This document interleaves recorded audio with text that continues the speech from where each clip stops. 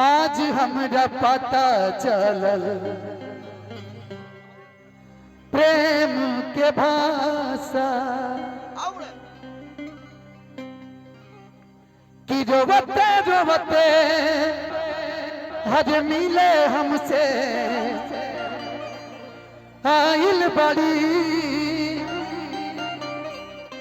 आज इस धरती से मेरे लिए एक छोटा सा गिफ्ट है, मैं बड़ा नहीं कह सकता, मेरे लिए बहुत बड़ा है, लेकिन भाइयों के लिए एक छोटा सा तोहफा है मेरे लिए कि हमारी जान आज हरदी से लटाइल बड़ी, कि हमारी जान आज हरदी से लटाइल बड़ी, हमारी जान आज हरदी से लटाइल बड़ी। पगली के भाइल बाटे पागल के दासा, आज हमरा पता चलल प्रेम के भाषा।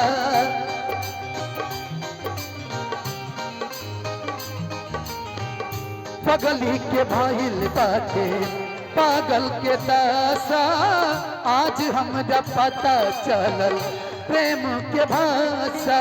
रोवते रोवते मिले हमसे आइल बड़ी, रोवते रोवते मिले हमसे आइल बड़ी। हमारे बड़े भाई शुभम भैया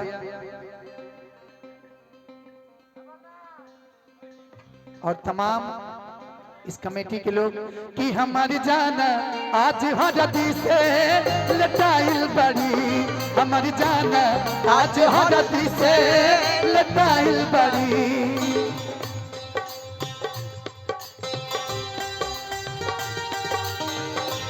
छोड़ दीजिए, छोड़ दीजिए। सनम रोते हैं हम उनसे मोहब्बत करके, दिन रात सनम रोते हैं। मेरी नींद गई, मेरा चैन गया और चैन हो हम उनसे मोहब्बत करके, दिन रात सनम रोते हैं। आज हरद से लटाइल बारी हमर जाना, आज हरद से लटाइल बारी। ये मेरे लिए आज विभूतिपुर से पैसा नहीं, ये आशीर्वाद है भैया। भैया थोड़ा सा कैमरा है। घर परिवार देखो खोजत होई वही जा, छतिया पमुड़ी धके जो बता दिए ही जा।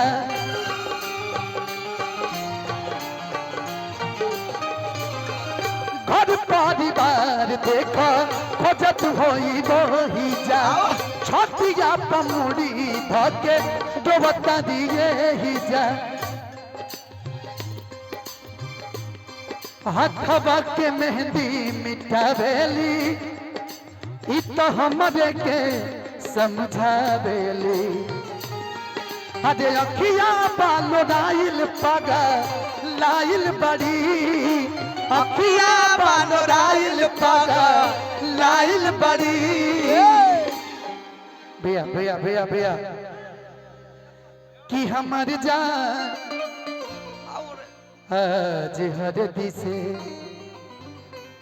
लटाइल बड़ी, कि हमारी जान आज हरदी से लटाइल बड़ी, हमारी जान आज हरदी से लटाइल बड़ी।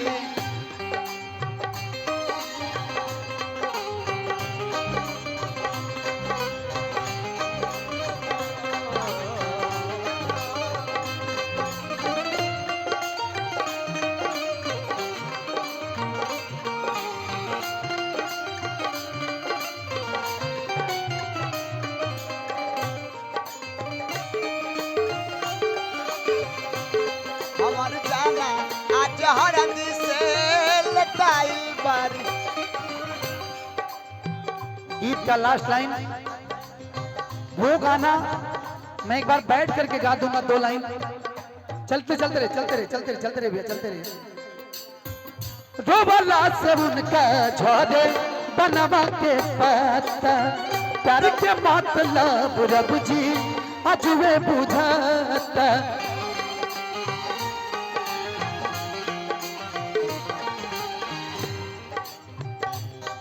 जन जन हमरा से तनिको खफा नहीं की कहे की जन बेवफा नहीं की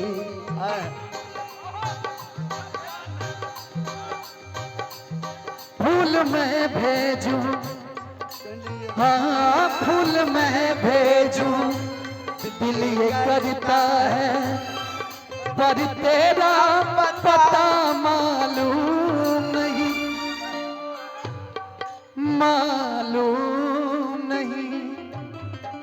कि अखिलेश के हर धनंजय खाती भुलाइल बड़ी चला भैया कि हमर जान आज हरदी से लटाइल बड़ी हमर जान आज हरदी से लटाइल बड़ी हमर जान आज हरदी से लटाइल बड़ी हमर जान आज हरदी से लटाइल बड़ी हमर जान आज हरदी से लटाइल बड़ी